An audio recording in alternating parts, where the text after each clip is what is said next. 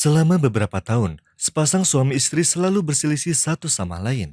Diselingi dengan keadaan baik selama beberapa minggu, lalu kemudian kembali berselisih lagi. Meskipun si suami serba berkecukupan secara finansial, ditambah juga kekayaan si istri.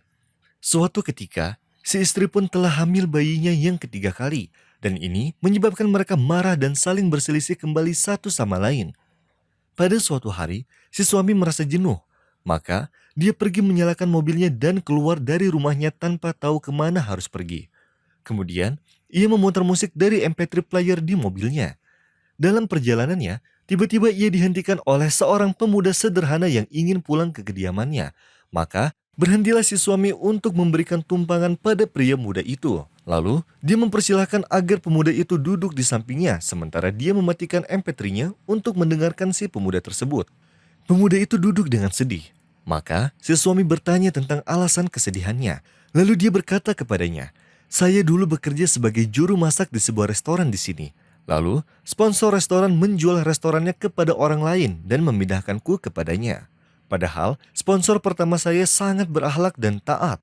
Dia takut kepada Allah dalam setiap perbuatannya dan lantunan Al-Quran selalu terdengar di restoran.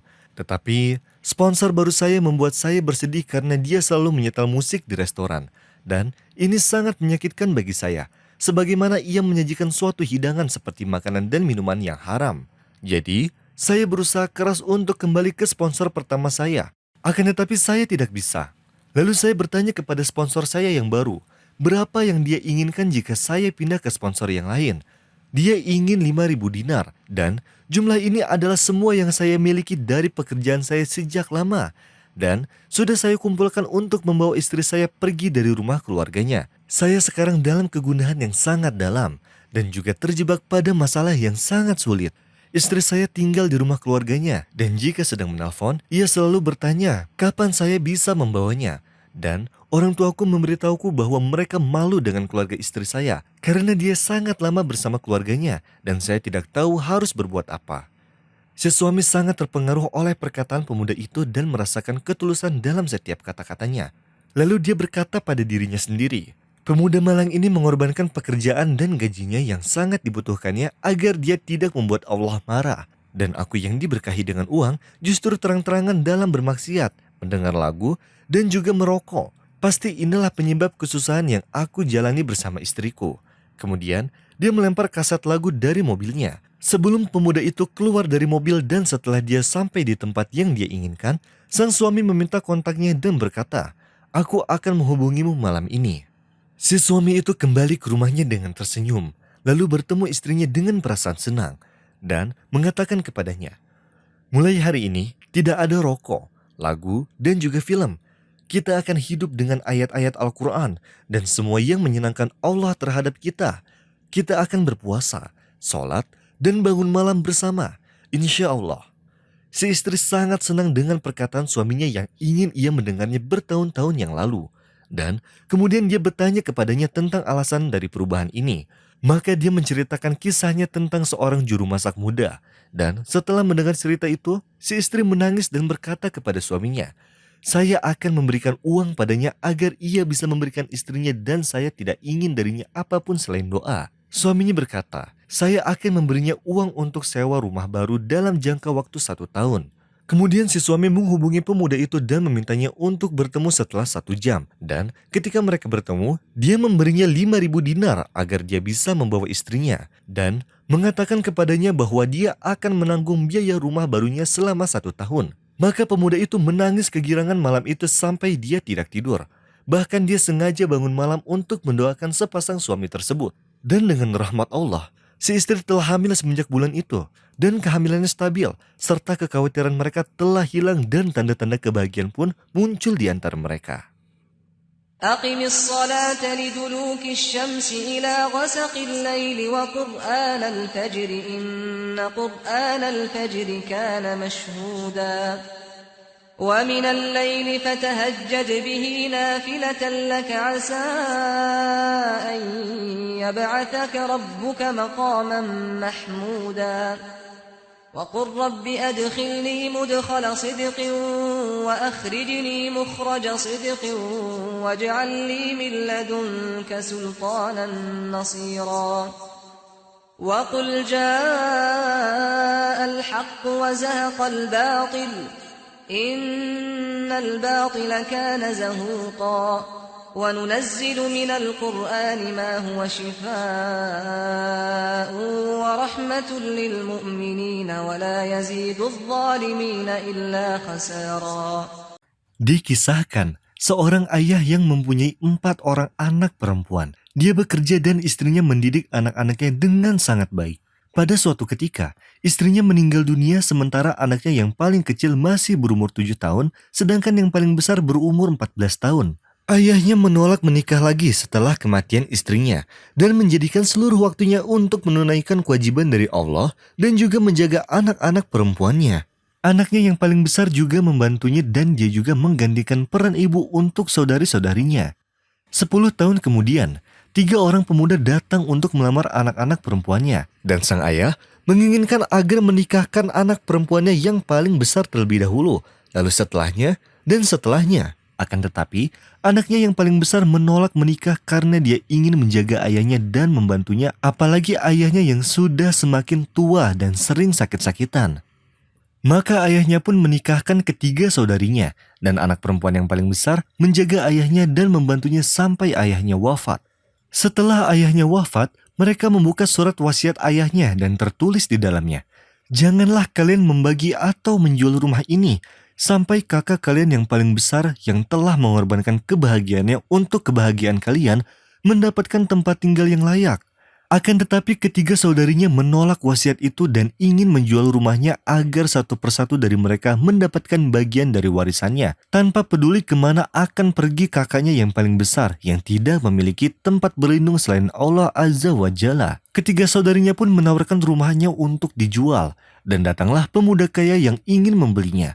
Saat kakaknya yang paling besar merasa bahwa dia tidak bisa melarikan diri dari penjualan rumah dan membagikan hasilnya, dia pun menelpon pada sang pembeli rumah dan menceritakan padanya tentang wasiat ayahnya. Dan dia tidak memiliki apapun kecuali rumah ini untuk tempat berlindung. Pemuda itu pun harus bersabar dan membiarkannya tinggal di rumah ayahnya beberapa bulan sampai dia menemukan tempat yang layak untuk ditinggalinya. Pemuda itu setuju dan berkata, "Baiklah, tidak apa-apa. Aku tidak akan mengambil rumah ini sampai kau mengabariku bahwa kau telah menemukan tempat yang cocok untukmu, meskipun kamu bertahun-tahun lamanya tinggal di sana." Lalu sang pembeli membayar rumah itu dan dibagikannya kepada keempat perempuan tersebut. Dan ketiga saudarinya kembali ke rumah suaminya masing-masing dengan bahagia. Namun, tidak ada yang memikirkan tentang kakaknya, selain mengatakan, "Mungkin harta ini dapat membantu memperbaiki keadaan kita. Kita hidup dalam kemurungan dan hilangnya kebahagiaan dari rumah kita." Kakaknya yang paling besar tersenyum dan percaya bahwa Allah tidak akan menelantarkannya karena dia selalu menemani ayahnya dan hidup mengabdi untuk ayahnya. Lalu, dia mendoakan ketiga saudarinya agar berhasil. Lewatlah beberapa bulan. Pada suatu hari, kakak perempuannya yang paling besar dihubungi oleh pemuda yang membeli rumahnya. Dia takut dan mengira bahwa dia kembali untuk menagih janjinya dan akan mengusirnya dari rumah ayahnya. Dan saat dia mendatanginya, dia berkata pada pemuda itu, "Berikan aku waktu, aku belum menemukan pengganti tempat tinggal untukku." Lalu pemuda itu berkata sambil tersenyum, "Tidak apa-apa, aku tidak datang untuk itu. Akan tetapi, aku datang untuk memberikanmu kertas dari pengadilan. Sesungguhnya aku telah menghadiahkan ini sebagai mahar untukmu. Jika kau menerimanya, aku akan menjadi suamimu. Dan jika kau tidak menginginkannya, aku akan kembali dari tempat aku datang. Dan dalam dua pilihan itu, rumah ini tetap menjadi hakmu. Tidak pernah aku memimpikan seorang istri yang lebih baik darimu dan akhlakmu. Ketahuilah, sesungguhnya jika kamu berbuat baik, Allah tidak akan menelantarkan imbalan untukmu. Maka bagaimana dengan baktimu kepada ayahmu?" Kakak perempuan itu pun menangis dan mengetahui sesungguhnya Allah tidak akan menelantarkan perbuatan orang-orang yang baik. Dan dia setuju untuk menikah dengan pemuda kaya tersebut. Dia pun hidup bahagia di dalam rumah ayahnya bersama suaminya yang dermawan. ما عندكم ينفد وما عند الله باق ولنجزين الذين صبروا أجرهم بأحسن ما كانوا يعملون. من عمل صالحا من ذكر أو أنثى وهو مؤمن فلنحيينه حياة طيبة ولنجزينهم أجرهم بأحسن ما كانوا يعملون. Sayyidah Solehah berkata, di awal mula menjalin rumah tangga, terjadilah sebuah pertengkaran antara aku dan suamiku seperti kebanyakan pasangan pengantin. Maka, ketika terjadi masalah atau pertengkaran di antara kami, suamiku langsung marah dan keluar meninggalkan rumah. Kemudian, dia tidak jadi pergi jauh hanya karena merasa ingin sekali kembali ke rumah. Maka, datanglah dia dan meminta maaf kepadaku walaupun aku yang bersalah. Dan, ketika dia memberitahu akan perasaannya seperti ini, terus ketika keluar rumah dengan raut wajah yang marah dan pulang dengan perasaan ikhlas dan selalu meminta maaf, maka aku berkata padanya, "Apakah kamu tahu sebabnya? Seketika kamu keluar dari kamar setelah kita bertengkar, aku mulai beristighfar dan tidak berhenti beristighfar sampai kamu datang meridhoiku." Setelah 10 tahun berlalu, suamiku wafat dan aku berumur 30 tahun. Aku mempunyai 4 anak laki-laki dan perempuan darinya. Kemudian, aku merasa penglihatanku semakin pudar, dan aku pun menangis karena merasa takut akan keadaan mataku ini. Sedangkan, anak-anakku masih kecil dan kami tidak mempunyai pemasukan.